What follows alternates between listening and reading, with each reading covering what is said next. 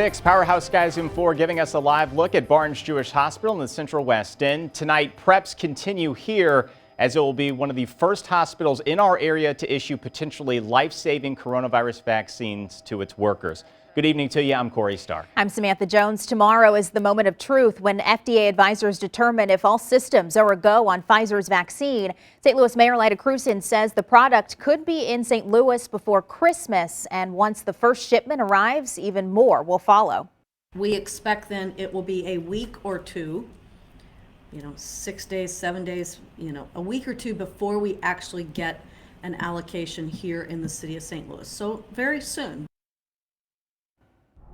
And we're learning which BJC HealthCare workers will receive the vaccine first. Our team coverage of the pandemic begins with Chris Negus outside BJC West County.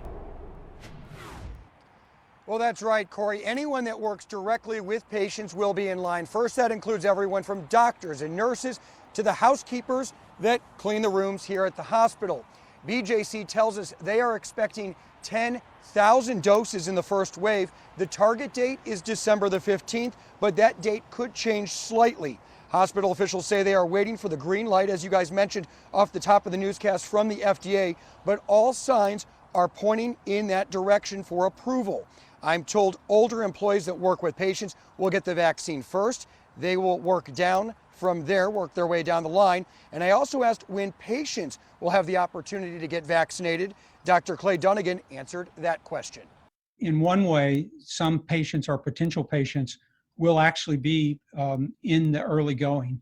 Residents of congregate living facilities, older senior citizens, will be targeted for early immunization. So patients will technically be getting vaccinations right out of the get-go, the same way the healthcare workers.